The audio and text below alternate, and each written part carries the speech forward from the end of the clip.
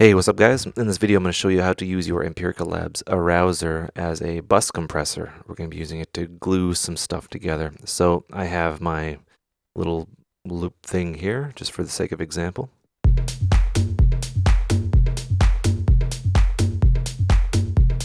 Right?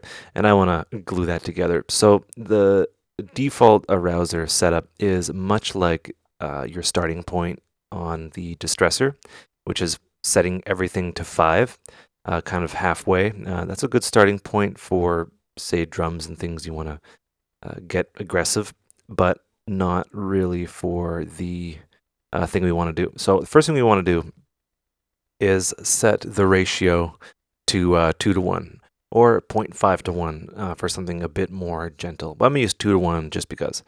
I'm actually going to turn that back on.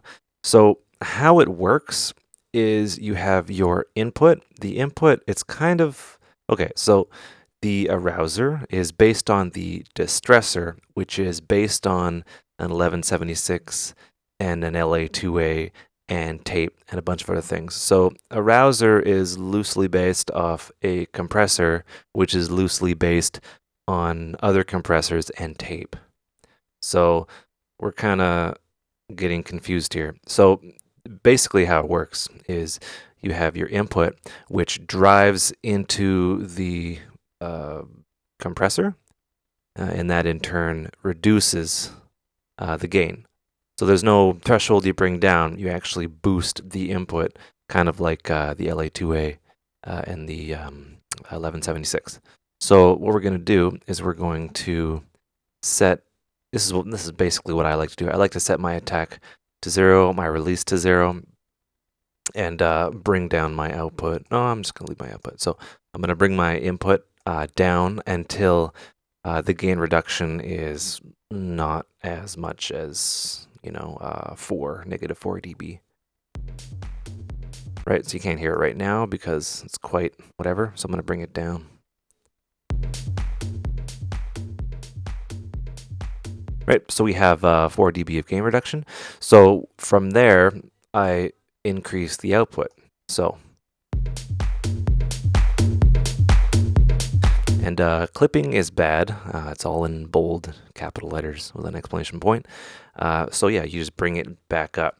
How these compressors work is you use 2 hands and you kind of, the in and out are relative to each other. So from there, we can bring down the attack, right, by making it a little bit slower, and get the release kind of more natural sounding. Too fast of a release I don't really like to use.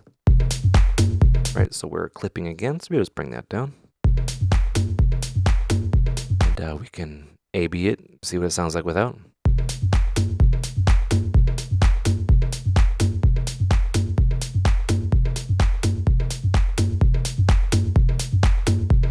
See what I mean? As you increase the input, as you drive, you have to decrease the output.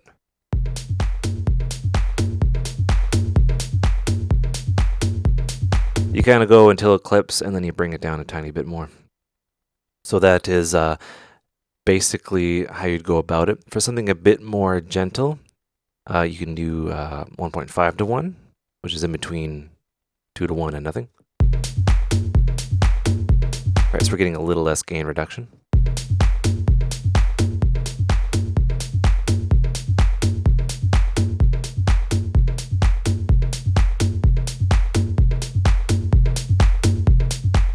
All right, so from there, we can maybe introduce some soft clipping. What soft clipping does is it's kind of like tape. What it'll do is it will kind of shave off those peaks, and we can increase this, and this LED kind of thing going on here will tell us how much distortion or total harmonic distortion we are introducing. So we can increase it until it gets like hot or toasty, because this is EDM, I guess. We'll just do that, and you can see it. Once we get to pinned, it doesn't sound too great, but in between hot and toasty, it sounds quite good. It acts as a tape machine. I think I've said that like 5 times already. And it kind of tames the attack, and it introduces uh, more kind of gluing everything together.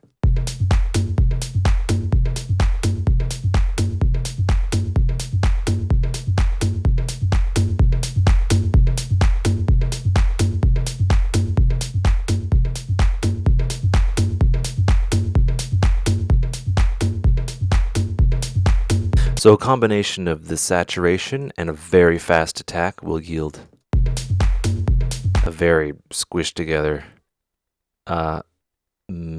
compression setting, which is what made the distressor um, very sought after for the last 20 years. And yeah, it has the same kind of character. The Arousor is a bit different. The ratios are a tiny bit different, and we don't have nuke. We have a rivet. But yeah, I'll just put that back where it was. Right, I'm clipping. You gotta keep an eye on that and just bring it down.